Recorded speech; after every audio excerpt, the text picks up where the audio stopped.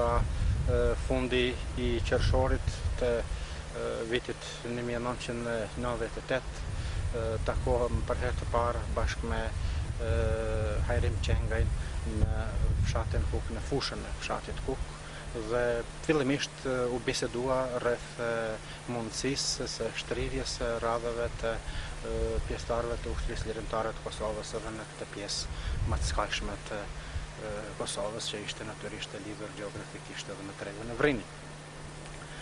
Pastaj takimet kanë vazhduar edhe në Vrinj, ku përmes Saledin Berishës, së bashku me te, kam shkuar në shtabin në një shkollë, ku është diskutu për mundësitë e shtrirjes së aktivitetit edhe në treven e Altojas.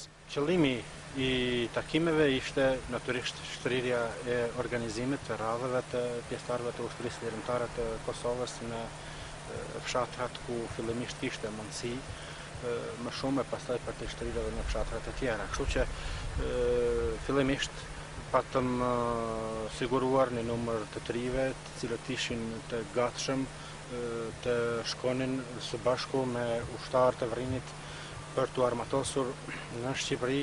Me që unë vija nga një territor tjetër, jo territorit të Vrinit, pra kryesisht ishte fjala për fshatin Kurish, respektivisht për Kabashin në rrethin.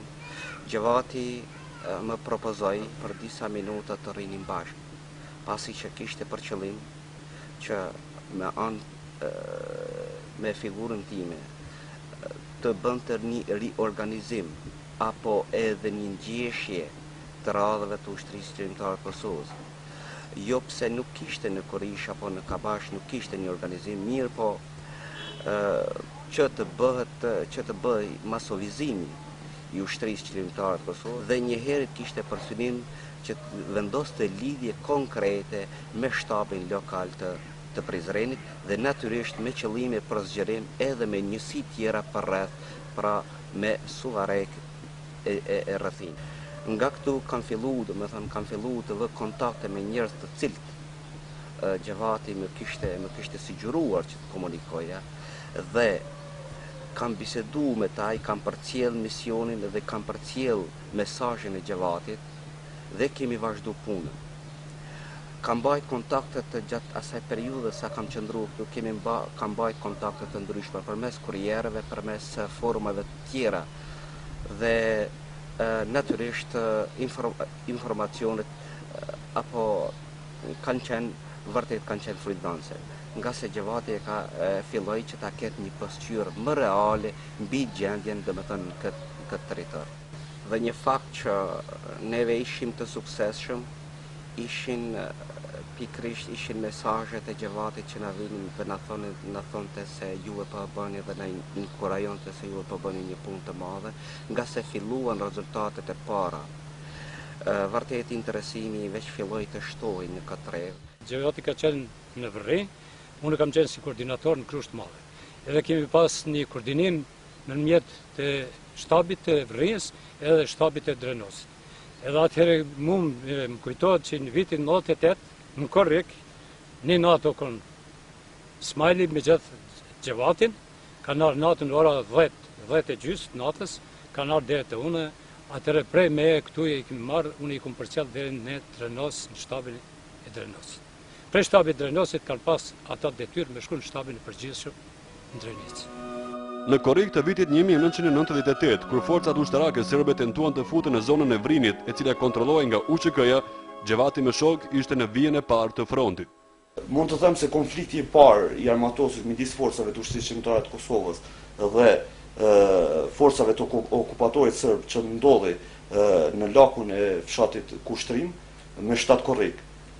Aty unë me një ekip që ishim në vëzhgim të një zhvillimit të një ngjarje që bënte policia serbe, kisha ra në prit dhe pas 2 orë gjysmë luftimeve, natyrisht se Gjevat Berisha ishte në vijën e parë të frontit. Gjevat Berisha ishte edhe me 16 Korrik në vijën e parë.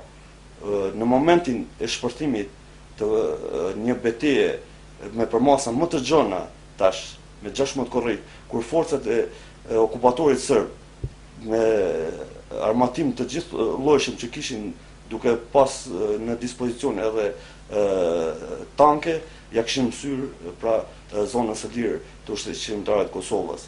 Dhe në një moment kur unë diku ka mesdita me Xhevati dhe Remziun, ishim në zyrën e shtabit lokal të ushtrisë qëndrore të Kosovës, atëherë që ishte vendosur në Jeshkov, me të dëgjuar mitralozën e ushtrisë qëndrore të Kosovës, i cili ishte i vendosur në pozicionet e Tusuzit, ne dolëm me njerën nga zyrja dhe kuptum se çka po ndodhen në vijat e para të fronte që kishim përballë qytetit Prizrenit.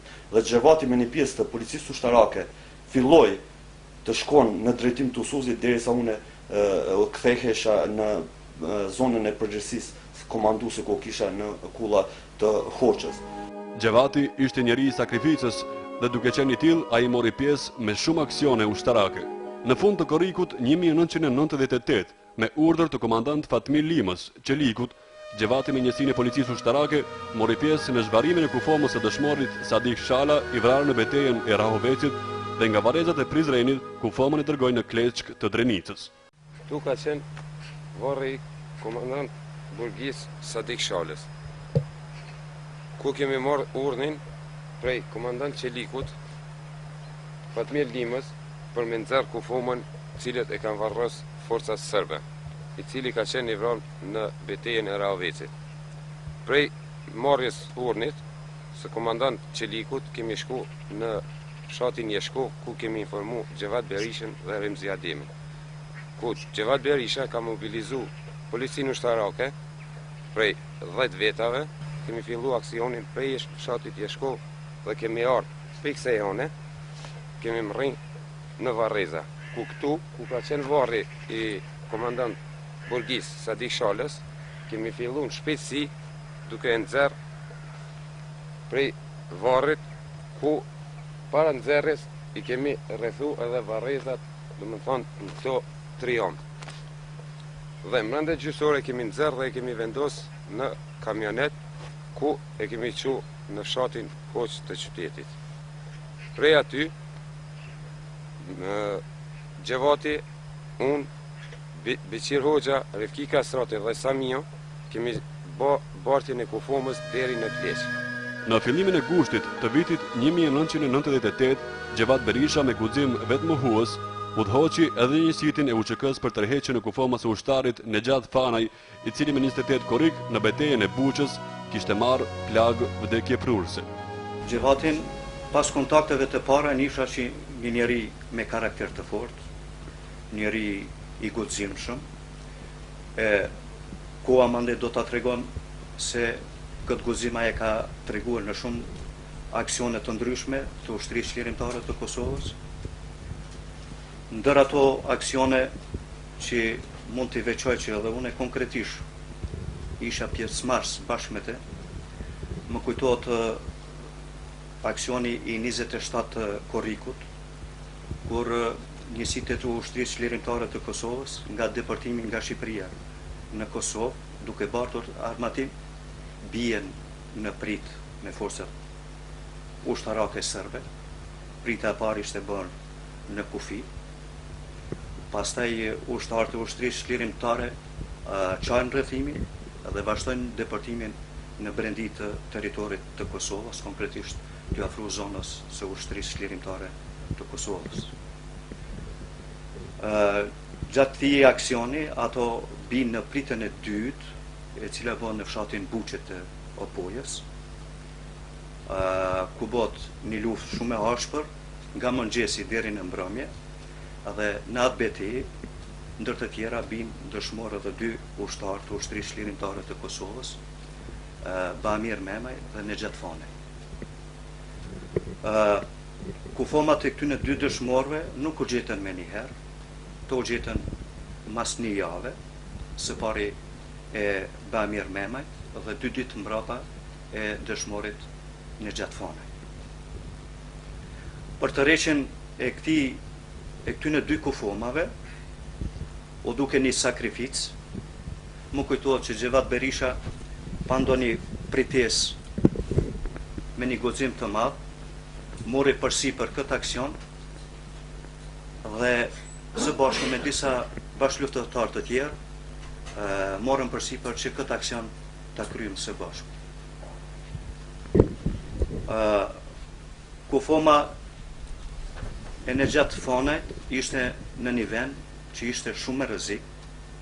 Më kujtohet atëherë që për të rreqjen e këtyne kufomave ishin dy opsione, flas për rastin e në gjatë fonajt. Ishte mendimi i parë, domethënë që dëshmori të varroset në vendin e rënies, por shkak se ishte me rrezik të rreqja e kufomës. Dhe opsioni i dytë ishte që patjetër pa marrë parasysh çmimin kufoma e dëshmorit të mos mbetet në vend pa të tërhiqet. Në kryerjen e këtij aksioni jemi nisur nga fshati Poslisht, në krye me Xhevat Berishën. Pastaj kemi kaluar nëpër malet e Zhurit, kemi arrit në vendin e rënies. Atje jemi mobilizuar shpejt, pasi kemi bërë sigurimin e terrenit se ndoshta mos jemi në ndonjë kurt. E kemi tërheq kufomën deri sipër maleve të Zhurit, konkretisht te lugu i Zhurit.